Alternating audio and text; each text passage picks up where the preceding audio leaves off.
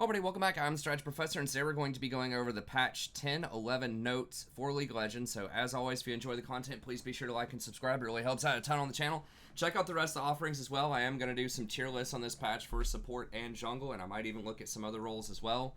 And we're constantly adding new content to the channel as well, and we stream every night starting around midnight these days, usually going till about 4 or 5 a.m. Eastern Standard Time. So be sure to come by, check that out. Just come hang out. We have a really wonderful, very chill community. I try to explain as much as I can about what's going on in the game itself, share some old man stories, talk with the chat. So it's a good time. Come by, check it out. Okay, let's go ahead and get in here. So they are adding Volibear. I don't think he's added yet, but I'll just talk about him here just for the first few minutes. I think he's probably going to be pretty strong. Of course, all the all caps videos on the PBE are going to make him look strong. You've got a bunch of challenger players, or at least high diamond players, playing against, probably silver people. So, they can make anything look OP on the PBE. But just looking at his stats here, it does look pretty good, right? He starts off with 9 base health regen, which is quite a lot for a champion that has a heal built into his kit. And then he's got 580 base health, which is pretty good. 31 armor. That's on the low side, armor-wise, but it still is going to be pretty good because he has like base healing and shielding. We'll talk about that when we get in there, but he has other stuff to help him out with sustain, so that's pretty legit. 340 is a little on the slow side. I mean, that's about as slow as you're going to be able to get as far as like jungle viability. You can go a little bit lower than that, but that is definitely on the slow side. A lot of the faster kind of bruiser type of junglers are going to have at least like 345 or 350 most of the time, but still pretty good stats overall. Attack speed ratio is 0.7, so he does get a lot out of attack speed, although probably wouldn't want to build too much on him. And he's melee range 150. So, and base attack damage is 57, which is not a ton. I think it goes up to like 105, goes up to 108, but that's okay. He does have very good AD ratios on some of his abilities, and Steric's Gauge might be something you'd be interested in buying on him. So the base attack damage does matter. And then 350 base mana is pretty good. Mana regen doesn't matter as much if you have him in the jungle. You have a jungle item to help you out with that, but it's okay. And then as far as his actual abilities, okay, so what they've done is they took his old ult and added a weaker version of it onto his basic attack. So when he attacks on hit, he ends up gaining 5% bonus attack speed up to 5 stacks of 25 bonus attack speed. Whenever he gets those 5 stacks, then each basic attack also deals bonus magic damage. So, like level 6, it's 20 bonus magic damage, and it bounces around to a bunch of other people. Now, he does have an AP ratio on that, so, I mean, you probably wouldn't want to build AP on him, but if for some reason you did, you just wanted like a Leandries or something on him, then it has a pretty good little ratio on it, because you got to remember that's every single auto attack. So if you have 100 AP, you're getting an extra 40 damage per auto basically when this is on. Now, I don't know how long this lasts. Now, this also chains up to 4 different targets, so in a team fight, you're going to hit like 4 different people with this. So instead of just doing, like 30 damage, then all of a sudden you're doing 120 extra damage per auto attack. So it starts to add up, starts to be pretty good. I don't believe it triggers on hit, but I don't believe that the lightning itself triggers. The lightning is on hit, but it doesn't trigger on hit effects. So Blade the Ruined King, for example, would not bounce around to 4 or 5 different targets.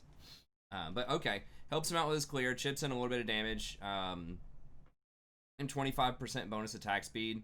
It's like 625 free gold right there on his passive anyway, so not the most amazing passive in the world, but still pretty good. It's going to help him out with like Raptor clears or even clearing lanes and things like that, so it could be pretty good. Okay, and then Thundering Smash. So this is a modified version of his old charge. So I don't remember what the old speed used to be, but it's a pretty good speed. You can run around in this, and if you're running towards visible enemy champions, you can get up to 60% bonus movement speed. So that gets you moving pretty quickly. And the big thing is, if he becomes immobilized, so if they stun you or root you or even knock you up with like a Janna tornado or whatever, it refunds the cooldown on this. So you're running at somebody and Syndra stuns you with her orb or whatever. As soon as you wake up out of that stun, you can press it again and get another 4 seconds. So it makes him very relentless. I mean, slows would impact you. Slows don't reset it. But anything else that could temporarily stun you or immobilize you in some way, knock you up, whatever it is going to reset the cooldown on this. That's only while the Thundering Smash is active. So after you stun somebody, then they root you or stun you or whatever. It doesn't reset it. It only resets it while you're running before you've got the extra damage in there. But still, that's very nice. It makes him a lot more difficult to kite him, because now if you, once again, disrupt him in some way, then he's going to get that reset, and he's still going to charge, and he's still going to get you. So that's a very nice quality of life there. And now he stuns the target for 1 second. So he used to flip for like half a second or so it would displace, but now it's just a 1 second stun. Which is going to be pretty strong. And don't forget, it adds the normal damage, and then it adds this bonus damage on top of it, up to 100 bonus damage with 120% bonus AD. So if you have like 100 AD or whatever, 100 bonus AD, your normal AD is like, I don't know, 80 or something like that. That's 180 base plus 100. That's 280 plus 120% of the 100 bonus that you have. Would be 400, so it'd be a 400 damage attack there, which is really nice. So it does add up.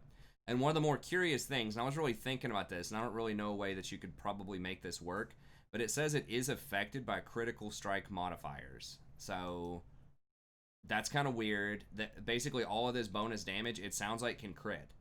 So if you were to hit somebody for that 400 damage that we just described, and you had an Infinity Edge and it crits, that would do like what, 225% damage. So it'd be like 1,000 damage crit on his Thundering Smash. So I don't know, like, I mean, I guess you could try to go something like Infinity Edge, Storm Razor, Phantom Dancer, Static Shiv or something like that for 100% crit, and just like, go for the one shot on him. I mean, those did get faster movement speed, but you probably don't want to do that. I mean, you could end up maybe getting like a Phantom Dancer in his build. It does give you movement speed. It does give you attack speed. He does like those things. And just go for the miracle crit on this. You'd have a 25% chance to do the 100% extra damage on all of this. But maybe that makes Phantom Dancer attractive just for the WTF crit damage on him. I don't know. I mean, he does auto attack a lot, and that is good. Like, the crit obviously is not going to have any interaction with like his Frenzied Maul or his Sky Splitter or his Stormbringer. All of those are just bonus attack damage that don't like rely on attack speed. So it's probably just too cute and doesn't do anything, but I like that they're dangling it out there to just, bait people into trying to do all caps videos. They're going to have a heyday with this, right? All of the all capsers are going to do the crit build on him, and they're going to go into games against like, Iron 4 people and put it up on YouTube. But anyways, that is a curious change. But it does benefit from lifesteal, and this might be something that, I mean, there's a couple of things that do benefit from lifesteal. I think that on hit is a lifesteal effect as well.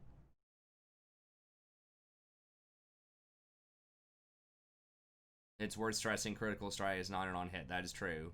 I don't remember if lifesteal is on hit or not. I think it is. Now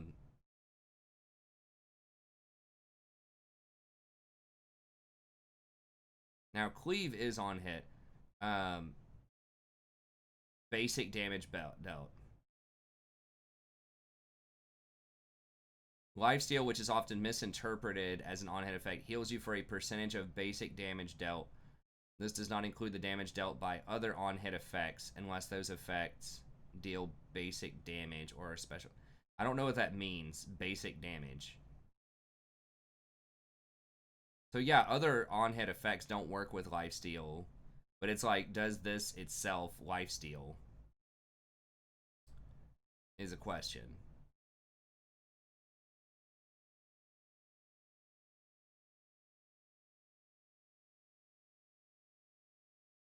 So it doesn't say basic attack, it says basic damage, so I'm not sure sort of what the legal definition of that is.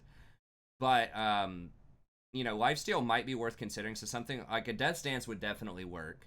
Because that's just any damage that you deal, period.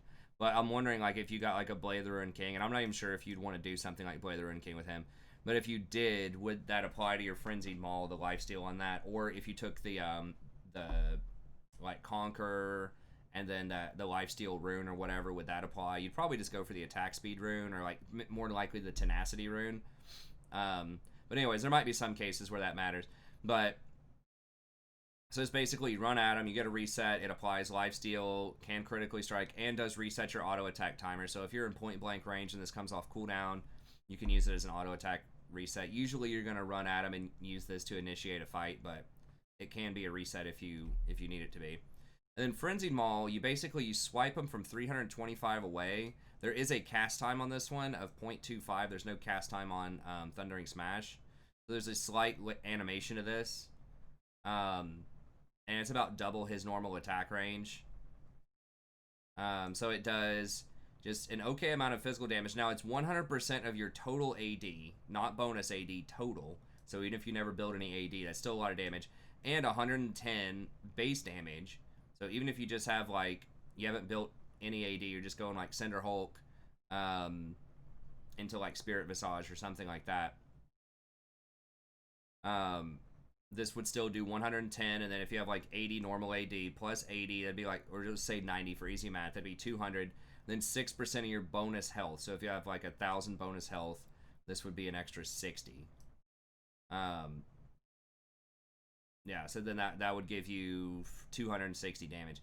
So it's pretty good. It's on a 5-second flat cooldown, which is nice. But then if you hit them a second time, so if you hit them once, they're wounded for 8 seconds. Then if you end up hitting them again while they have that wound on them, then it deals double damage. So that's 200%. What says it does? Oh, 50%, not double. 50% increased damage. So then it's 150%, you know, all that stuff, blah, blah, blah. So it's a lot, right? That's over 500 damage. Now, it's only single target, but it's nice. It also does benefit from lifesteal. Oh, so it says it right there. So the on-hit doesn't even matter because it says it literally right there. It benefits from lifesteal as well. So that's pretty legit. So if you have something like Blade of the Ruined King, you know, this bonus damage you could lifesteal for that, right? So if the lifesteal, you know, is 12%, all right, I forgot how much the lifesteal on Blade of the Ruined King is. But if it's something like 12%, you would heal for 12% of the 500. It'd be like 60 health. So it's pretty legit. But yeah, that's big healing. And you heal yourself. Non-minion heal. So you heal yourself for up to 16% of your missing health plus 80 base. So if you have 3,000 health, you're missing 2,000 of it. Then you're going to heal for 400. On potentially a 5-second cooldown. Because remember, it applies this wounding again. So you wound them, then you chomp them again. Then every time you chomp them after that, it's going to heal you and it's going to do the bonus damage because it reapplies the wound every single time. As long as you're still attacking the same target. So in an extended fight, this is going to do quite a bit of damage and it's going to have a pretty insane amount of healing. So you're going to be able to frontline a lot of stuff. I mean, this is almost like, I think this is even more than like a new chomp. In terms of the healing, and it's on a lower cooldown, quite a lower cooldown. Although once again it requires some setup and prep. It's really good. It definitely does way more damage than Nunu's Chomp does. So yeah, that's gonna be extremely good. And then Sky Splitter. So really long fights, especially against other tanks, you're probably gonna win. Sky Splitter. Long cooldown, 15 seconds. So I think you're going to max Frenzied Maul, and then you probably go Thundering Smash after that. And then Sky Splitter is your 1.1. It's 15 seconds at all ranks. And basically it's almost like an Echo Bubbles, sort of, to where it's like a delay for 2 seconds, but they can't see it for one of those seconds. And then it has a blast radius of 325. With your ult, it can go up to 425. And it gives you 15% of your maximum health for 3 seconds. So what you would do is you'd probably you start running up to him with this, and this doesn't have a cast animation, it's instant. So you would start running up to him, do the Sky Splitter on him. It's got 1200 range, so that's a long amount of range. And then ideally you would walk up and stun them, and then the Sky Splitter hits them, you know, while they're stunned or before they can move. And it does a pretty good amount of damage. I mean, it's 60 base if you only have 1 point in this for most of the game. And then 7% of the target's maximum health. And it slows them by 40% for 2 seconds. It gives you 15% of your own max health at all ranks. That's why I'm saying I think 1 point in this, just because the cooldown isn't going to get lowered, and it's always going to give you the maximum health. So just the damage is just a little extra treat. It's mostly just to give you the slow and the extra effective health.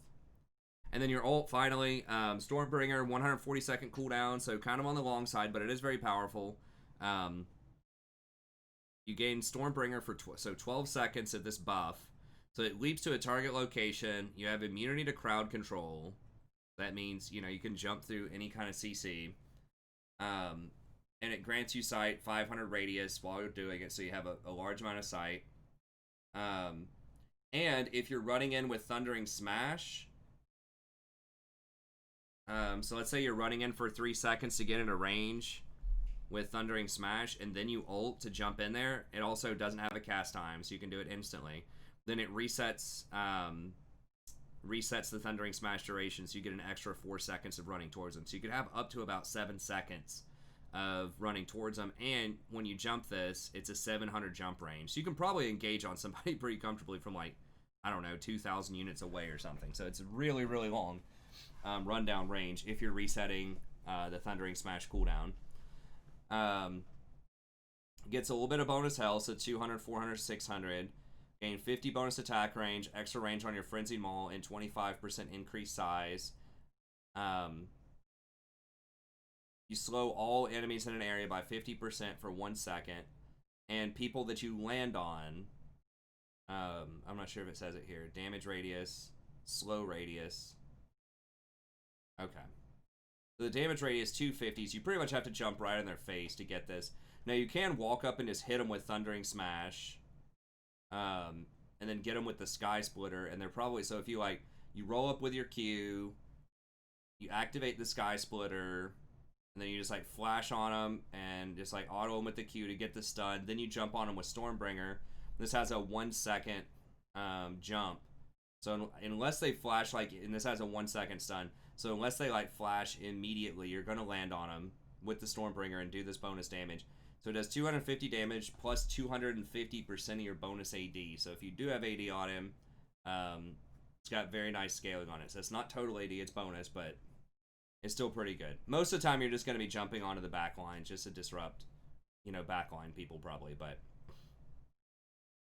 it also, this is the thing they showed, it has a built-in, whatever that item used to be called. I don't remember what it was, the thing that disabled turrets.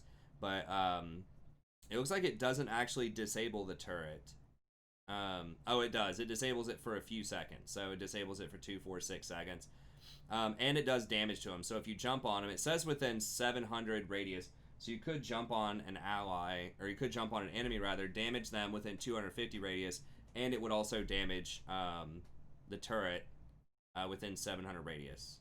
So that jump down damage would still damage it. So it's kind of cool. It's kind of cute, the fact that it damages turrets. But I think that the big draw of it is just going to be that 700 range gap close and just the bonus health that you have.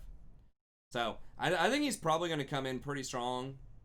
I don't know that he's going to be like 100% OP, but I think he will be pretty good. In the jungle primarily. I mean, I guess you could probably try him top lane as well. He seems to me like a jungler. And probably just Cinder Hulk. Spirit Visage is obviously going to be super good with Frenzied Maul. It's likely you would just want to do Conquer. You don't have like super fast ways to stack it, but all of your abilities do damage. So if you're running at them with Q and you hit them with Sky Splitter, you know, Auto, Frenzied Maul, all of that, you can get it stacked up pretty quickly. So yeah, probably just your standard Conquer all the way down, and then you could do Ravenous Hunter if you want to.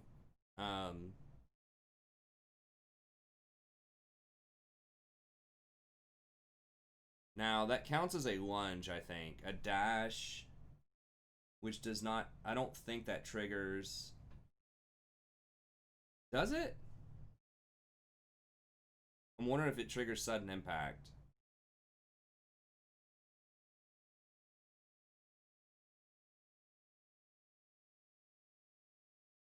It's not a lunge. I know that like Udyr's bear stance is considered a lunge, which does not trigger it, but I think if it counts as a dash, that actually would trigger sudden impact. So sudden impact would be really good there as a secondary, if that's the case. If that's not the case, I guess you could just do Cheap Shot or something like that. But I think Sudden Impact is probably, if Sudden Impact works, then going something like Sudden Impact Ravenous Hunter would be really good. Give you a lot of extra sustain in fights, because you do a pretty decent chunk of magic damage too. I think this is all physical damage, I believe. Yeah, but nevertheless, it'd be pretty good. So yeah, probably just like Cinder Hulk, and then either Dead Man's Plate if you want more gap closing and more like ability to run around the map. Dead Man's Plate probably be pretty good, or Spirit Visage obviously would be good. Thorn Mail, if you need the Grievous Wounds effects, would be good. Just kind of like, it's your standard new items. Now, another item that could be very good on him would be Zeke's, because one thing that he does lack is once you get on top of them, it's kind of hard to stick to him. You have different tools that kind of work. Like, you've got your Sky Splitter, does help out a little bit. You have the Thundering Smash, but they still might be able to kite you, so having something like Zeke's active, where you're getting that little slow field around you, could be really good. And it's just a very cost-efficient item that helps out your carries as well. And does put out quite a bit of damage. I mean, if you're on him the whole time, if you can stick to him with the Zeke's active, it does 400 damage, and that's to everybody that's around you. So I think Zeke's could be a really good pickup. Something like Knight's Vow could be pretty efficient as well. So you could probably get some of those cheap tank items, but you probably want the big items. Alternatively, you could do something like Frozen Mallet if you want to help like get some more stickiness. Usually that item is not thought to be like that great in general, but it might be a better choice on him than Warmogs, although Warmogs could be okay too if they have a heavy poke comp. But yeah, just your Cinder Hulk, buy a bunch of items. Sterak's could be something really good. I mean, you could go like Cinder Hulk into Sterak's, just because that does give you the extra shield early on. You don't have the rapid healing that he used to have as his passive. But Sterak's would give you that shield, and that would just buy you some time to stack up and get a couple more Frenzied Mauls off, so that you gain even more lifesteal. And that would also help you out with your tenacity. Remember, it gives you tenacity for like 8 seconds when you activate it. Yeah, so you gain 30% tenacity. So if you have something like your like Mercury Treads and the Tenacity Rune and this, you would get a lot. Now, those don't all stack additively, but you're just going to be able to run through a lot of CC if that happens. And you get a shield for 75% of your bonus health. And the 50% bonus attack damage. Probably going to be about 40 attack damage overall. So I don't remember the exact numbers on this thing, but if we say calculator, let's say that, you know, you get 40 attack damage out of it. And then 450, so that's 1400. So that's 1400 health plus about 1200, or 1480 value plus about 1200 health. That's 2600, and it's a 3200 gold item. So if this shield, you know, ends up giving you, I mean, 30% tenacity is very valuable. I don't remember what the exact price on tenacity is. But if that tenacity and the bonus health shield is worth 600 gold, then it's worth it. So the bonus health, to get to 600, that shield would only have to be like 250-ish, 250 or 300 shield to break even on that. So yeah, if you have like 500 bonus health or something like that, which you get almost off of this item anyways, like this item plus Cinder Hulk definitely puts you in range.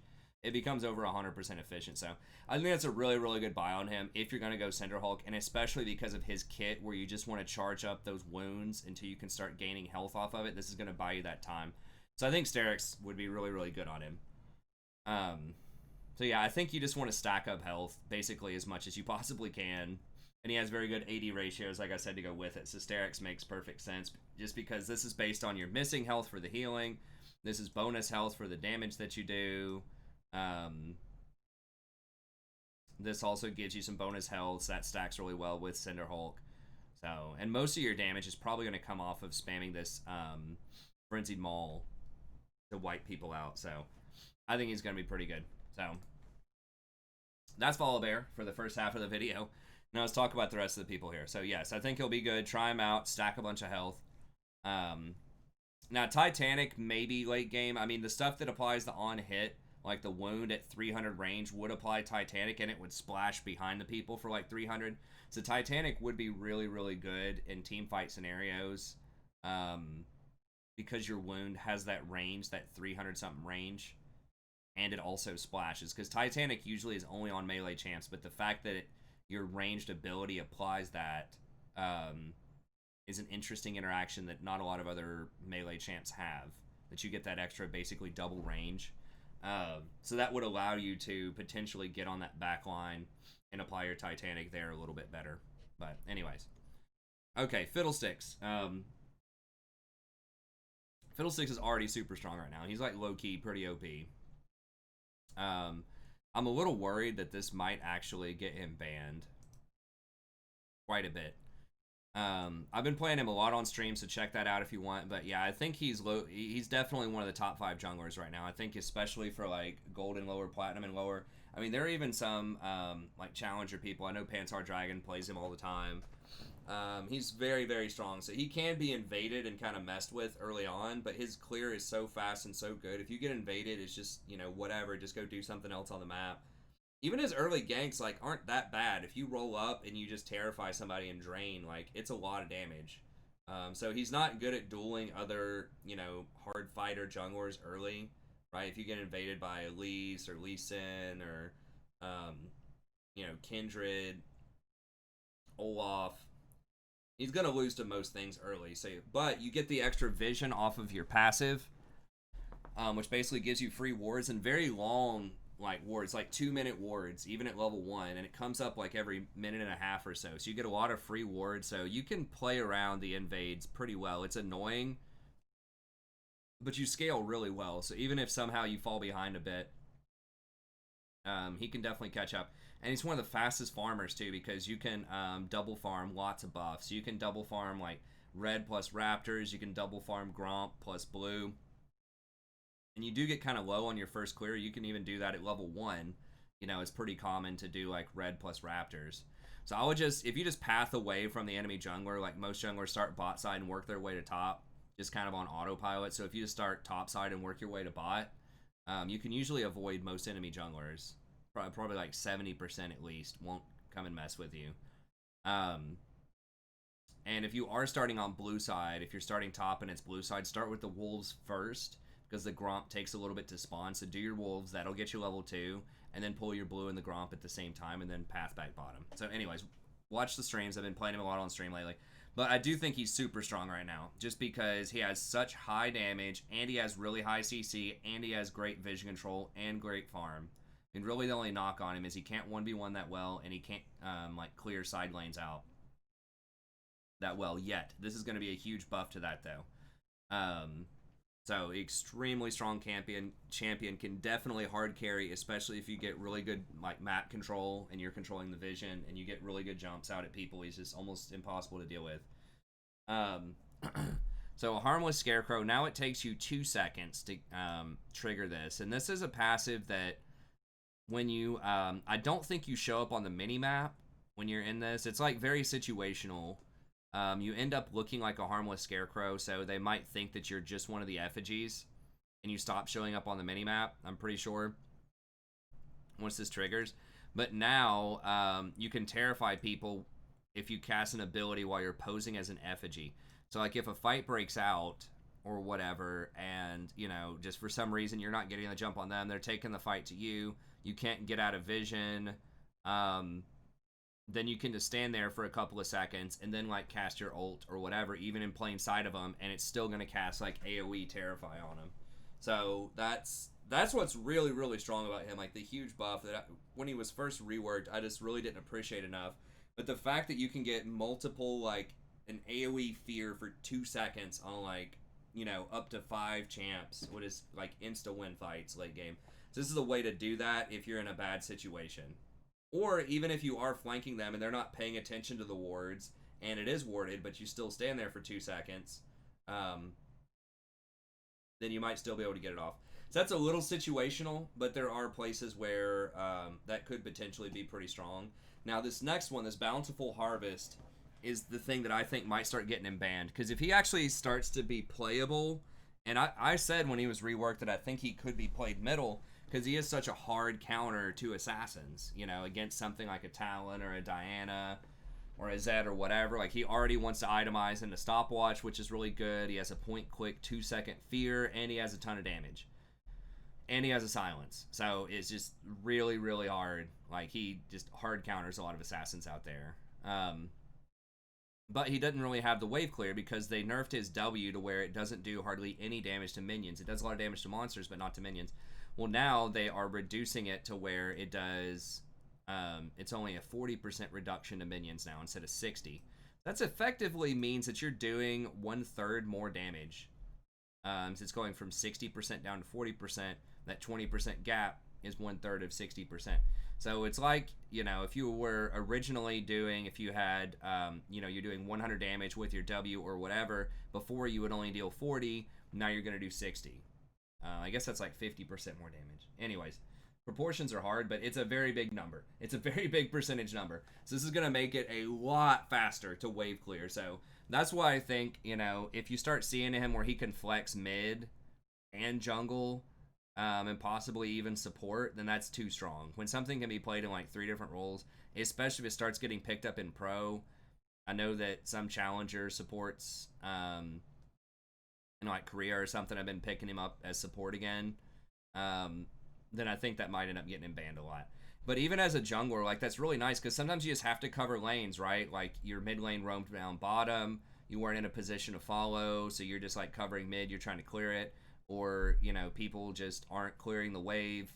Like, you get a kill, you're trying to put, you know, help your laner push it up so you can drop a rift, or you need to push it up so you can go rotate, try to get a dragon, or whatever the case is. It's just really nice to have that wave clear. So that's going to help him out a ton. So I think these 2 changes are probably going to bring him up 1 or 2%. And he's already going to be really strong. So, like, right now, he's the #1 win rate on 10-10 in the jungle. Now, he doesn't have a super high pick rate, but it's, like, already 6%. He's not banned that much. He's banned 7% of the time. But, I mean, I think this is going to push him up to 54, probably. And you might start seeing him in mid. I think it's just the flex capabilities, potentially, of that, where you maybe... I don't even know. I don't know if it's going to be enough to play him mid, but it's certainly going to make him a lot more appealing mid. So yeah, he's really spooky. I think that ban rate's going up. I think the win rate's going up. He's really on the strong side right now. Okay.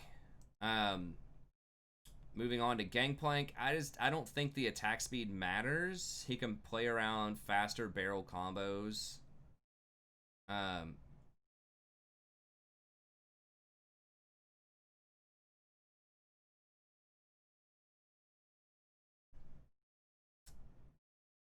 Gangplank's barrels no longer stack bonus sheen damage when chained. Wait, what does that mean? I don't know what stack bonus sheen damage when chained means. So if they hit you with the 3rd barrel, would it triple stack sheen off of that? So if he like triple barreled you, would it like triple sheen hit you? Because 1 barrel, like if 1 sheen procs for 100, then that went to the next barrel, then that would be 200, then that went to the next barrel, and that would be 300? Is that how that worked? If that's true, that's a massive, massive nerf to Gangplank. If it actually worked that way. It's usually, he doesn't hit you with the 1st barrel. It's usually either the 2nd barrel or a 3rd barrel. If you're just sitting there and he's able to like hit you off of just 1 barrel, you're probably doing something wrong. So yeah, that would almost always happen if he hits you with barrels. And that would affect, because whenever he like hits barrels, it applies on head effects as part of the barrel explosion. That's why Trinity's so good on him, because, you know, it basically applies Trinity AoE to yourself and to your target, to minions, multiple targets, all that stuff. So that's actually really massive if that's lowering, like, effectively lowering his barrel damage by a very large margin in a lot of scenarios. I guess sometimes you just blow up minions with 1 barrel, but when you're hitting enemies, it's almost always multiple barrel. So I'm not really sure like what that means, but that sounds like that's a lot less damage. No longer stack bonus sheen damage when chained. So less damage on barrels. So he's getting an extra like 0.3 0.03 attack speed. Who cares? You don't auto attack with him. That I mean, like you do some for sure, but like a lot of that is his is just the barrel damage, right? Or his Q damage. You're not walking up and autoing. You're going for like quick burst trades. I mean, I guess you auto people down to kill them after you land the barrel, but this seems like a nerf, like a significant nerf. It's like a little bit of extra AD. Notably, this will also sharpen his Trinity spike. No, it doesn't, because you just nerfed this. Why are you lying? Cat lady? Or whatever. What does she call herself? Cat mom?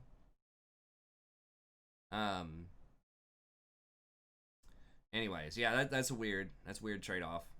I think if that works the way I just described it, I'm not a Gangplank expert, so I don't know for sure. But if that works the way I just described it, he's going down like 2 or 3%. This massive nerf. Okay, end of the line. Graves OP. I mean, his win rate's not that high. This champion is very annoying to go against, and especially in like really high elo, like Challenger, and even he's like permabanned in Pro. And like every Challenger jungler plays this guy whenever he's not banned, and they all have like, you know, a 55 to 60% win rate on him. So he's obviously a massive problem at high levels of play. And people are saying, well, this is going to nerf his lethality build, but that's not even like the #1 build. I don't think that he goes most of the time. I feel like a lot of times you see him going like the like warrior into cleaver into, you know, whatever. After that, right, into like Death's Dance or into, you know, some other items. Like I very rarely see the lethality build, although it can work. So his Q, the first shot, so it's not both bounces. It's just the first one, is down 0.2 bonus attack damage. I guess. I mean, that'll probably bring him down a little bit. The problem is, like, he's not OP in, like, gold and silver and stuff like that. Like, he has a positive win rate, but there, you know, this is what I was debating, you know, with someone several times. People come in and they look at all these Challenger junglers and they're like, everybody's playing, you know, why don't you play Graves or Elise or this kind of stuff? It's like the tanks, man. Like, it's Fiddlesticks, and then just a bunch of, like, tanky bruiser type of champions are going to be up near the top. Sadie, get off of that. Tanky bruisery champs are going to be up near the top. So it's like your Warwicks, your Nunu, Trundle, Volibear, Kayn is almost always red Kayn. So that's what's up near the top. But then like Graves is down here. Olaf's like, all right.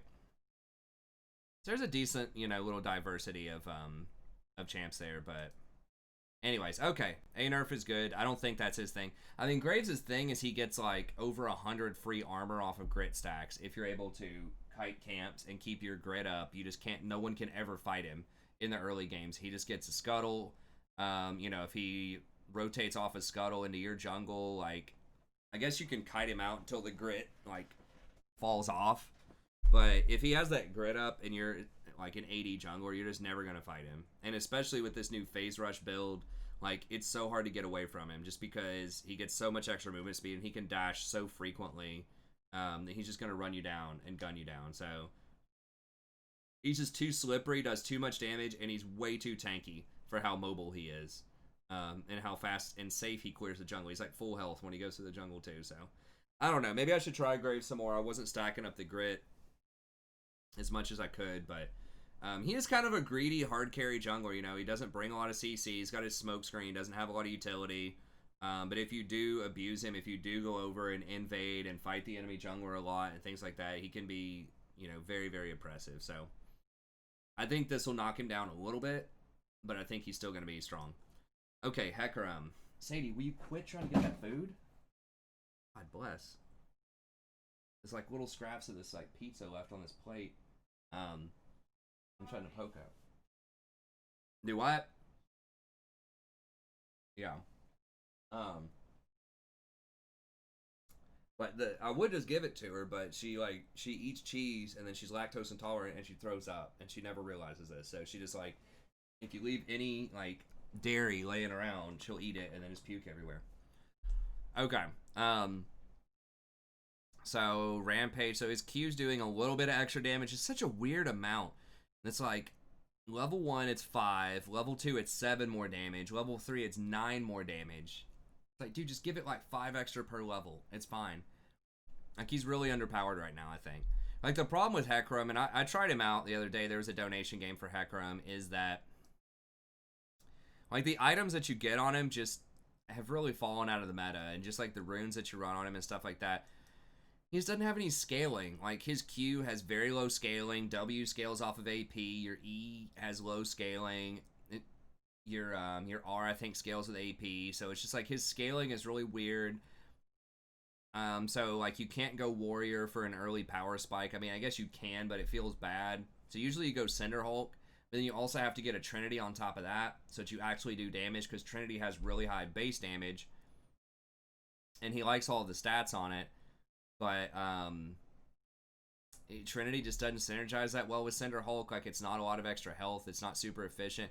He already has really good, like, pretty good wave clear in the jungle with his Qs, so against multi-target, so you don't really need the Cinder Hulk passive. You can't comfortably trigger that passive, like, very well in the jungle for the extra explosion. I mean, I guess you can run in with your E. It's a long cooldown, though.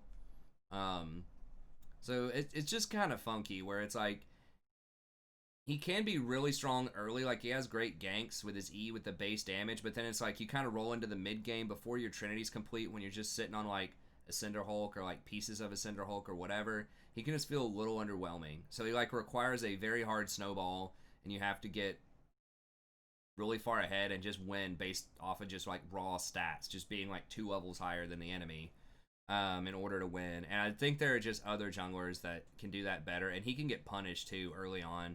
Like pre-6, if anyone invades him or fights him, if anyone wants to take him at scuttle, anyone counter ganks him, you know, a lot of these like powerful, you know, early game skirmishes are just going to bust him up. I think that his scaling is just off, so I'm not really sure how they fix this. I mean, they could just give like his R and AD scaling, or maybe give him like some lethality scaling like Pike or something. Hey, thanks No Fear. Because I do think, you know, in theory, if you could go something like Warrior into Ghostblade, like he could actually snowball pretty hard in the early game and be pretty, you know, be pretty strong. But you can't do that just because the stats just don't make a lot of sense on him.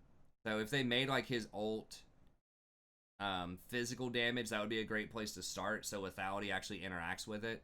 But I don't know. He's just really goofy, like just how he's set up. It just doesn't really work very well with like a lot of the items and runes and stuff like that out there right now. But so he's got a good kit. It's just the numbers are kind of wrong. This is like okay. People do play him top, so they're a little worried. You know, people play him like teleport ignite top. Some challengers try him out. I don't think he has a great win rate right now, but I know that like C9's top laner, blanking out on the name right now, but I know that he's, you know, likes to try him out sometimes. But anyways, he's got a good kit. He just needs some more help. He has been very oppressive in the past, though, so they're probably trying to be very careful with him. But I think, like I said, just what they try to do is they try to diversify damage, I think, a lot of times, so that if you have, like, an almost all AD comp, then if your champ does, like, some magic damage, then it doesn't feel as bad. And I've heard something like people like LS say, oh, well, that's a perk that something does mixed damage, because then they can't just buy one thing against you, then they can't just buy armor and shut you down, right? But I would say it's actually a lot more of a drawback, because it makes your itemization like not really flow very well. Because if it's all AD damage, yes, they can build armor, but you can build lethality, so that's going to give you a lot of extra power, especially against squishy targets that aren't going to build AD. So if his ult did the AD, not only would it have, you know, potentially better scaling if it had AD scaling, but the fact that it would do physical damage means that you could get stuff like lethality or other types of armor pen later on, like Black Cleaver or something. If you stack that up and then you ulted people, it would do more damage. So just stuff like that just feel a lot better. But when you try to build something like a Black Cleaver on him, you know, it just feels weird, because a lot of your damage is going to be magic damage. And the same thing with like magic champs that do like physical damage, like Akali or whatever. I mean, Akali is still really strong in the right circumstances, but then if you go like your double pen items, you know, your Sork boots and your Oblivion Orb or whatever, then Like, it's not going to affect your physical damage. So, I'm not a big fan of mixed damage champs like that are going to be offensive. I don't know. I'd rather have it as one clear type so that your itemization could be a lot more straightforward. But anyways, okay. Janna, I mean, yes, she does have a pretty high win rate right now overall, but I'm not sure if she deserved to be singled out and nerfed, because it's like, I mean, her win rate is good, but like Sona, if you're looking for someone who's more oppressive in the early game, it has a similar win rate to Sona, but like Sona is way better in the early game than Janna is, I think. I mean, I guess Janna has the safety plus the harassment with her W. I don't know. She's kind of safer later on, so maybe that's it, whereas Sona's just kind of always dangerous. But either way, they're nerfing her a little bit. Like I said, I'm not a huge fan of that. I mean, typically you'll only build like 2 or 3 points of this in lane anyways, and then start maxing your shield for team fighting later on. Because all the time, let's be honest, in gold, like, you're just not putting out enough harassment. Like, your ADC is just going to play behind you like 300 units. Every time I try to play, you know, support in like gold, and you can climb as support in gold, but like the ADC plays behind you most of the time. So if it's just you sitting there throwing Zephyrs and auto attacks, like, you're probably not going to do enough by yourself to force someone to take an unfavorable back, and you're definitely not going to kill them by yourself. And the harassment, honestly, early on doesn't matter that much unless you're doing one of those two things. Unless you are forcing them to miss CS by zoning them off the wave, or you're forcing them to take a bad back timing so that you get priority, so you get a wave, and then you can go get Dragon or Scuttle or Vision or whatever, and so you know, you get a favorable back timing. Or if you outright kill them, obviously that's good too. But other than that, you know, if you're just doing like an extra 30% of their health or something like that, and they just take normal back timings anyways because your AD carry just sits there and watches you the whole lane, then, you know, the harassment doesn't really matter. So in the long run, you know, if you get a few points in this, it's only 10 damage less at level 3. That's why you start maxing your shield, because in team fights, you know, the shield is just going to be much more impactful than your Zephyr a lot of the time. Now, if you're like a challenger or something and your AD carry actually comes up and harasses and like every point of HP matters, because, you know, you're going to squeeze every last advantage out of every trade that you can, then yes, that damage is going to matter over time. But I just think in most elo brackets, it's just not going to matter that much. So she'll probably still be all right. This might knock her down 0.5%. So I don't agree necessarily with them nerfing her, because I don't think she's that far out of line. But I mean, I think that Soraka and Yuumi are like way more out of line than Janna is. Even though Yumi's win rate is lower, Soraka's slightly lower. I just think the best case scenarios on those champs, if you want to say an enchanter is a little over the edge, I think those are the two I'd look at. But it's probably fine. If you like playing Janna, it'll still work. Okay, Caixa. Now, this is interesting, because Caixa does have a low win rate, but I think a lot of that is just poor itemization. People are still getting the mana-immune Gensus in lane. You have to do it for, like, lane Caixa, but a lot of people do it in the wrong order. So I think that getting, like, double pickaxe, I believe, can get you evolved a lot faster. So then you build one pickaxe into Muramana and the other pickaxe into Gensu's. But a lot of people will just rush like tier, or maybe pickaxe into tier. And once you get tier, you basically just lose like 850 gold worth of effectiveness in the lane. So you kind of have to concede every lane as Caixa if you're going mana immune Gensu's. But she can snowball really hard late game. So what they're doing here, though, which is kind of interesting, she is getting, she's getting the health bonuses too. So she is getting health bonuses included, and she's getting 2 specific buffs. Now, this one is interesting to me. This Icathian Rain is 0.4 bonus attack damage. And remember, that's a lot, right? That's 1/7 extra. So think of it not just like, oh, it's 0.05 damage. Think of it percentage-wise. That's 14% more damage on your Q, effectively, which is a lot. And I'm just thinking, like, what about... And I was looking at this a little bit ago. What about, like, Jungle Caixa, right? Like, I don't know the exact numbers, but what if you go, like, Warrior Caixa? That might come pretty close by the time you complete Warrior. Pretty close to evolving your Q. You might need one more Longsword. So what if you go, like, Warrior Caixa, and then like Blade of the Ruined King, which I've always thought would be a really good item on her. But the problem is, if you open up with Blade in lane, you're not going to be able to evolve your Q. And I don't even think that Blade of the Ruined King plus Gensu's gives you enough AD to evolve your Q. So that's the problem, is it's too slow for the Q evolve. And Q is where you do most of your damage. But in the jungle, Warrior with the 80 AD, and it's very cheap. So it's the same premise as Mana Immune, right? The main reason people go Mana Immune and why that item it's just showing up everywhere is because it's only 2,400 gold. It's very cheap, right? Even though the mana is worthless on a lot of champs, just the fact that it's that cheap makes it really cost efficient.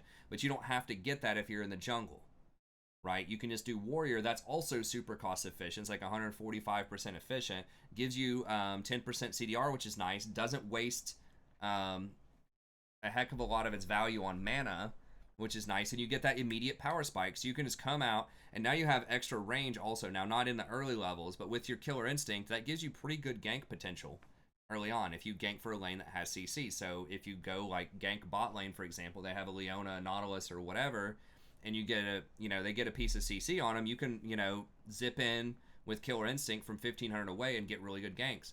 So people used to try her in the jungle, and I don't remember what they nerfed about it in the past. They might have nerfed her Q. But like, I think that could work, and that would fit in very well with this bonus AD. So the bonus AD is not going to help that much if you're going Mana Immune Gensu's. It's going to help a little bit, but if you were going like Jungle Warrior, maybe that works. Now, you would have to kite camps. It could be a little tricky, but I feel like there's got to be something in there that's possible. Especially because like she wants Blade of the Ruined King so bad. Like the extra attack speed, the lifesteal, the extra, percentage damage, and it just synergizes so well with Hurricane, which she also really wants. And so you could go like Warrior, Blade of the Ruined King, Hurricane, and just start doing a ton of damage off of that. And then I don't know what you would go after that. I mean, you could go like Wit's End or something. You could go Gensu's after that. There's a lot of stuff. I mean, you could also just go Warrior into Gensu's, which would be fine. You'd be missing a little bit of that on hit. That's the thing. Muramana later on does have synergy with Gensu's. You can double proc the Awe or whatever it's called, the extra bonus damage, and that does interact with Hurricane if you go Hurricane. But I mean, you could also go Nashers because Hurricane does apply. It applies Blade of the Ruined King on everybody that's getting hit, and it applies Nashers on everyone that's getting, or AP on everyone's getting hit. So, I mean, maybe you could even go, like, Warrior into Blade into Nashers? That might give you a triple evolve. I'd have to do all the math. Nashers almost instantly gives you the evolve for your W. Because it has 80 AP on it, and it has 50% attack speed.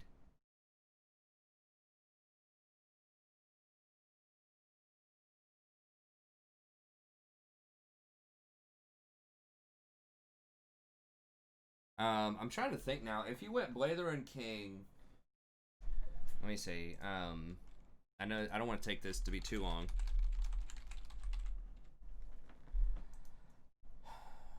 So, could you get a double evolve? I think you can get a double evolve off of those. Well, maybe not. I mean, you'd have 25%. So, I'm almost positive that Warrior plus, like, Longsword is going to give you an evolve.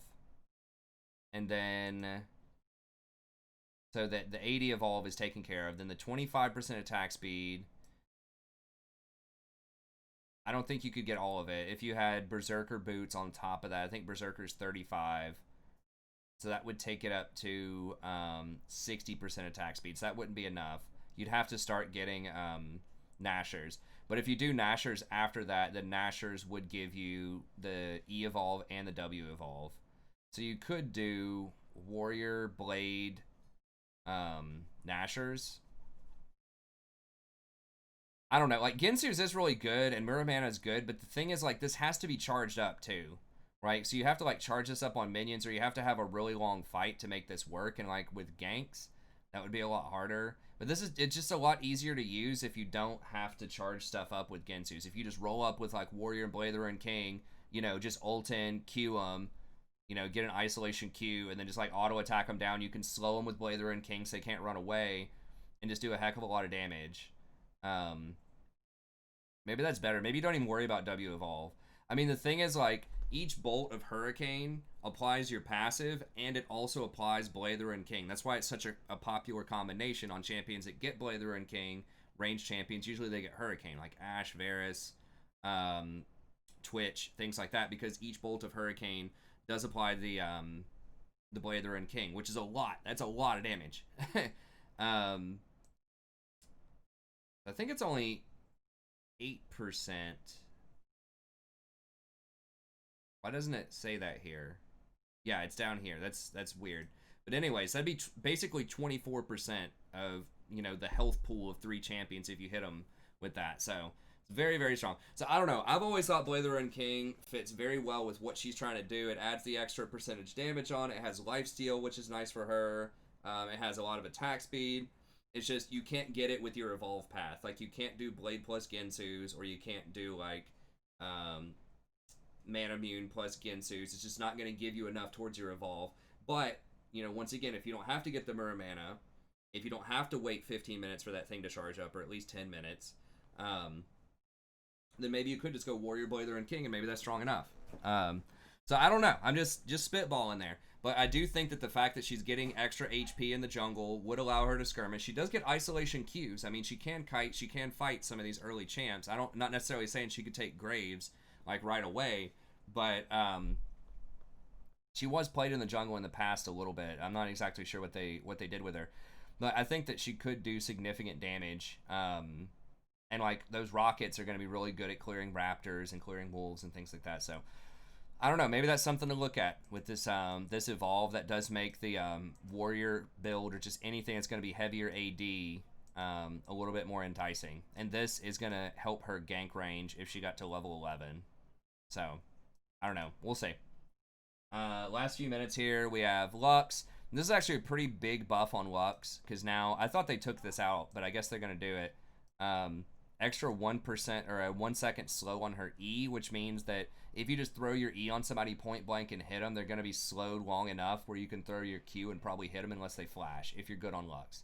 So that's actually massive, because it used to only last for 0.25 seconds. So what you had to do is you had to throw your E on them and just let it, like, spin on them, but don't activate it, and then throw your Q and then see if it hits them.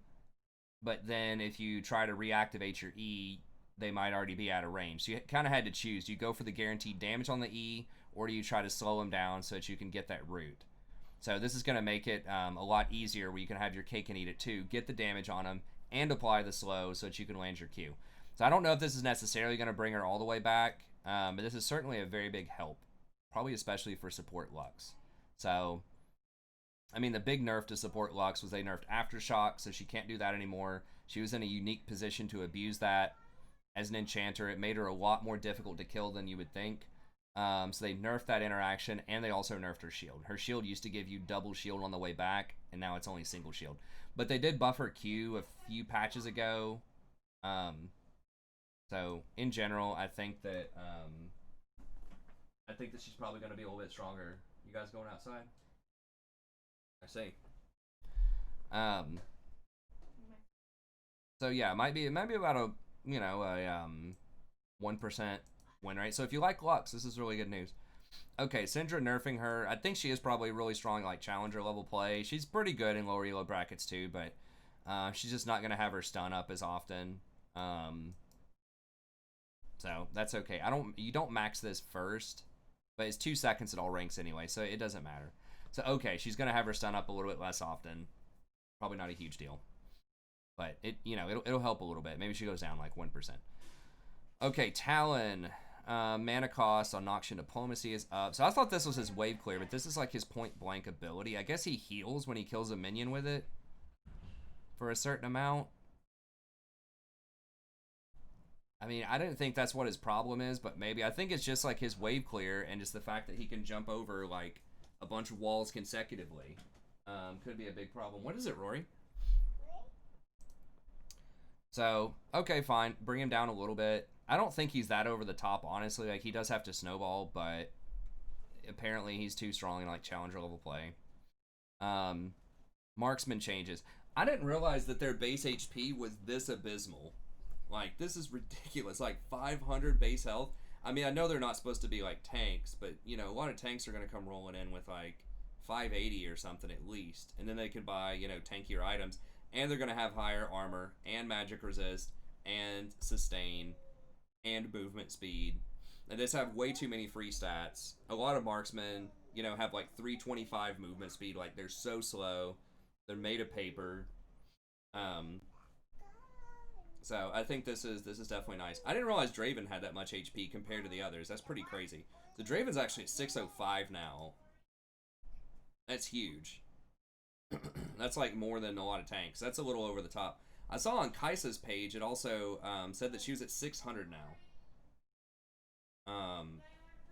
But here it only says it's 530, so I guess the wiki's messed up. But anyways, that's pretty good. So most of them are going from 500 to 530.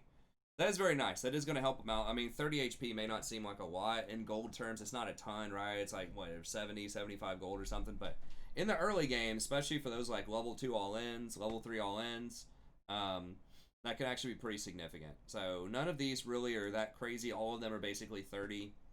Caixa is getting those buffs on top of the 30.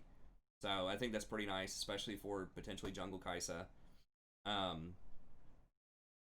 Now, Lucian jumps out to me as he's going to be really strong on this patch, especially if you go for the crit Lucian, which I think a lot more people are doing, where you start off with Essence Reaver into usually Infinity Edge or, you know, Rapid Fire Cannon or Phantom Dancer or whatever. Usually start off with Essence Reaver, because now his second shot is going to crit for the 100%. So it did get a modifier where it was only down to 75%. I think they buffed it from 50% to 75% not that long ago. Now they're taking it up to 100%. So both shots get 100% crit. That is a lot of extra damage, a lot on his passive. So it's going to hit like a truck. And now they fixed a bug where the Light Slinger basic attacks would not fire if the target went out of range. So if you started your animation, I guess, on your attack, only your first shot would go if they dashed or flashed or whatever out of the rest. So that's actually really huge too, because so many champions obviously have dashes and flashes, and I don't know if they if that's affects if they go into a bush or not, but if they go out of range. And his range is only 500, so they go out of range a lot. So that's actually very significant in a lot of trades. Kalista, if she's close to somebody, the soul marked bonus damage is going up 4%, so that's going to help lane Kalista out quite a bit, and the sentinel cost to throw out your little wraith or whatever is free, so that doesn't matter too much. But 4% of the target's extra max health whenever you trade is going to be pretty big, especially on a ranged champion. So if you put her together with like Thresh or something, I'm trying to think of something that can apply that soul mark. I mean, I guess almost anything. Because if you throw in like a melee or a ranged support to do the knock-up with your ult, then it spits your support back out at their maximum attack range. So it doesn't put them in the middle. So with champions that can harass like this, I mean, I guess something even like Janna or Sona, which usually wouldn't play those with Kalista. Lulu, Nami could be a good one. Then if those two together are playing up front and doing a lot of damage, that could be really strong. So you might see that with something like Karma is becoming a little more popular in like challenger play, Nami, stuff like that, like ultra harass lanes. This could be really good. You usually want to play Kalista with something like Nautilus, Rakan, Alistar, you know, the tanks that can combo well together with her knockup. But this makes it a lot more valuable, potentially if you have a ranged champion, so you can abuse that W. Early. I don't remember the cooldown on that. I think it's like 10 seconds or something, but basically how it works is the support attacks and then you attack, or vice versa. I don't remember. Either way, you both attack the same target and you get bonus damage. And 14% is a lot. So that's pretty big buff. That's not going to affect like top lane Kalista, which is good because that's already considered oppressive by a lot of people. Okay. Vayne. Tumble basic attack bonus damage. So she's getting 10% extra damage on her tumble. That's actually pretty huge. Especially for like solo lane Vayne in the top lane. Now she didn't get the extra health, but I feel like Vayne's already pretty good. If she can, I mean, if you can get out of the laning phase, I feel like she's gonna be pretty strong. Yeah, she's at like 52%. I'm not 100% why they're buffing her.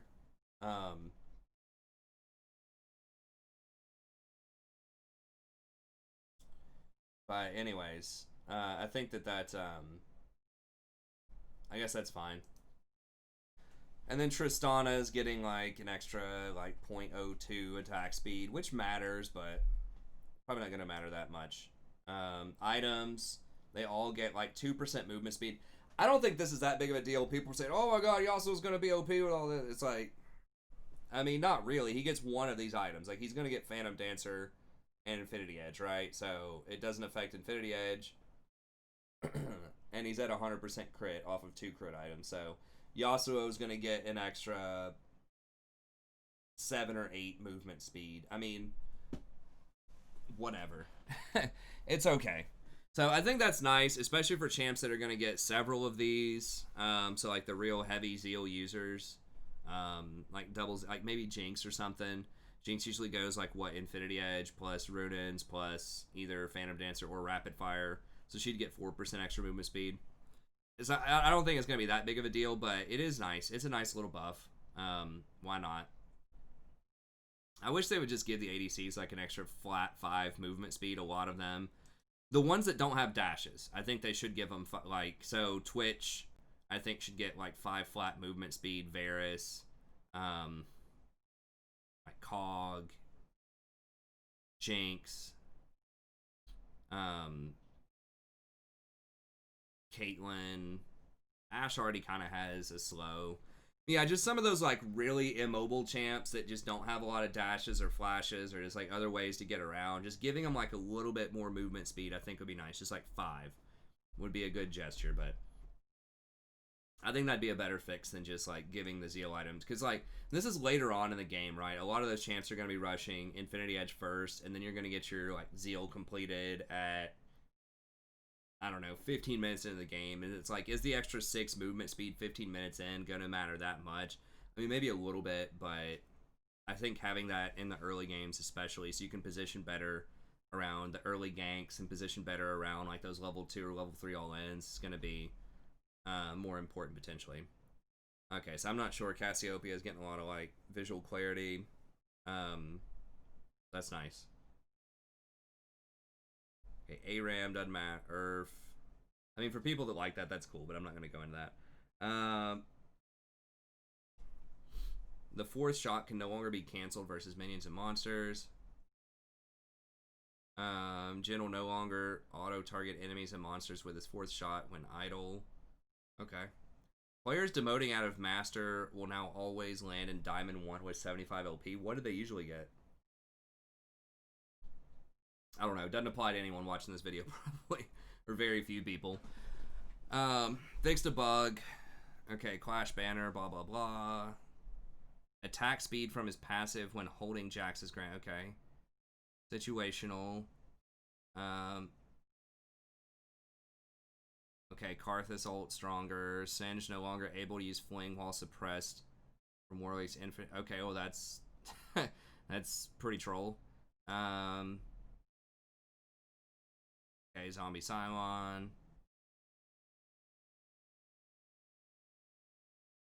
Okay, Malphite.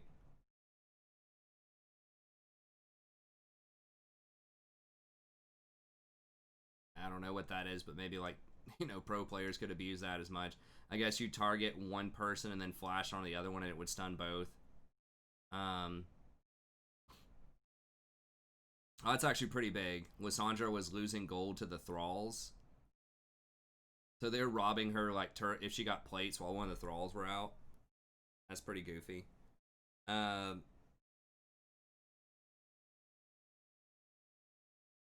okay. If someone gets executed by minions, monsters, turrets, or whatever, you no longer get the early death home guards. Okay, seems reasonable. Alright.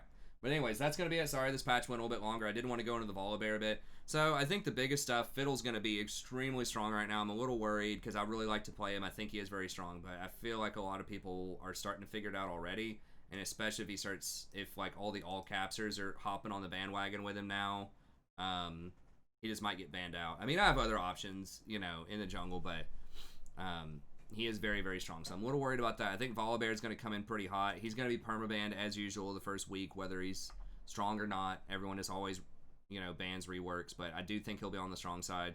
Gangplank seems like a super nerf, if that's what I think it is. Graves, little ding, doesn't matter that much. Hecarim, doesn't matter, still irrelevant. Janna, little hit to her laning phase, probably still pretty good.